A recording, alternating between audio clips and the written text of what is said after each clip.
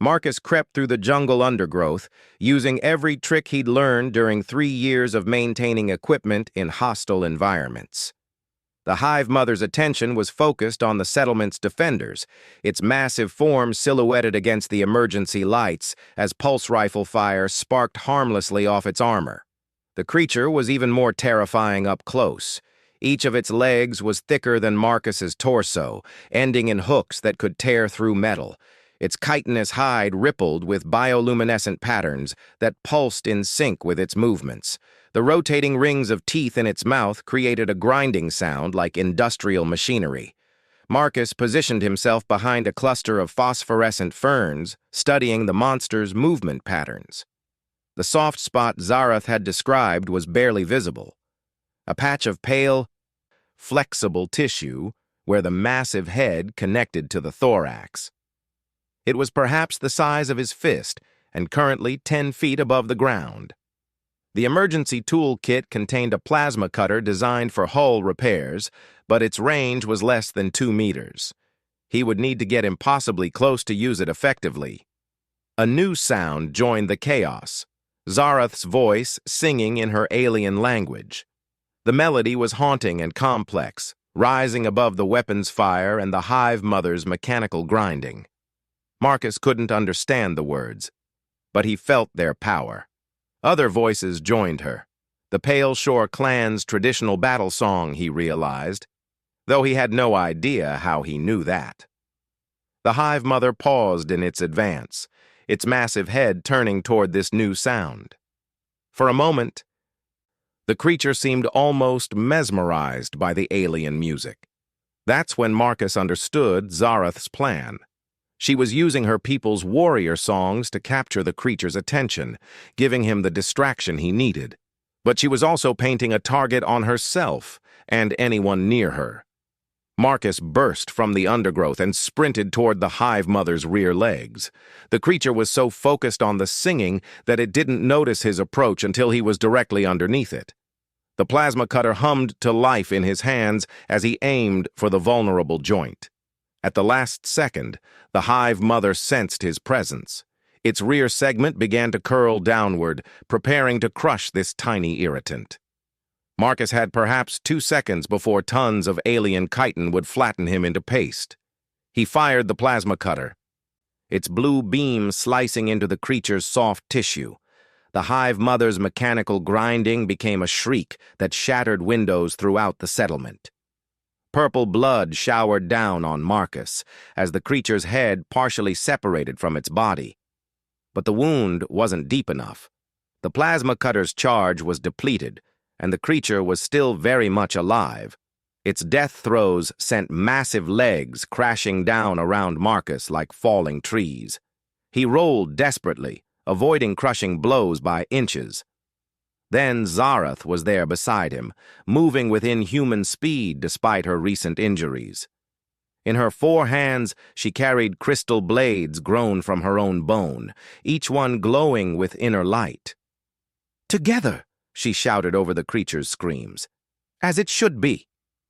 They struck simultaneously, Zarath's living weapons penetrating where Marcus's plasma beam had weakened the tissue. The crystal blades sank deep into the Hive Mother's nervous system, and the creature's movements became erratic spasms rather than coordinated attacks. The massive predator toppled sideways, its legs curling inward as its alien nervous system shut down. Marcus and Zarath barely escaped being crushed as the building-sized corpse crashed into the jungle, flattening trees and sending clouds of phosphorescent spores into the air. For a long moment, the only sound was the settling of debris and the gentle chiming of disturbed plant life. Then the settlement's colonists began emerging from their defensive positions, staring in amazement at the fallen Hive Mother. Marcus found himself sitting in the purple mud created by the creature's blood, too exhausted to stand. Zarath knelt beside him, her silver eyes reflecting the bioluminescent glow from the jungle around them. "We did it," Marcus said, hardly believing it himself. "Yes," Zarath replied softly. "Together, as equals in battle." Dr. Kim reached them first, checking both Marcus and Zarath for injuries. Commander Torres was close behind, her expression mixing relief with professional curiosity about what they'd just witnessed. "That was either the bravest or stupidest thing I've ever seen," Torres said. "Probably both." "The debt is discharged," Zarath announced, her voice carrying to the gathered colonists. "Marcus Chen has proven himself warrior equal. The life bond is fulfilled through mutual combat against worthy foe." Marcus looked at her in confusion. "So you're free to go?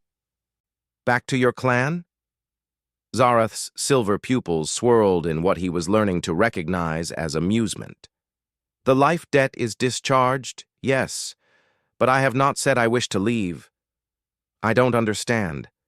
She reached out with one of her hands to touch his cheek, her 6 fingers tracing the line of his jaw.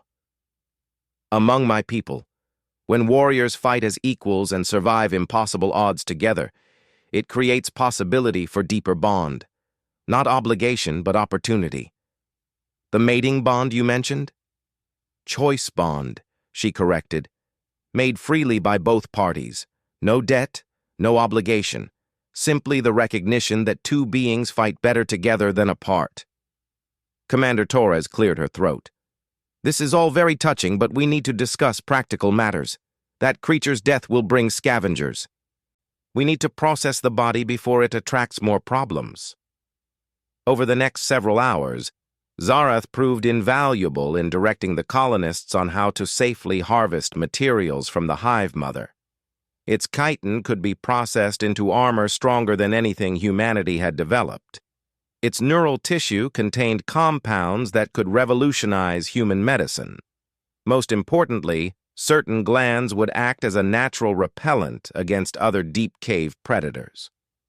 "Your people will be much safer now," Zarath explained, as they watched teams of scientists carefully extract valuable materials.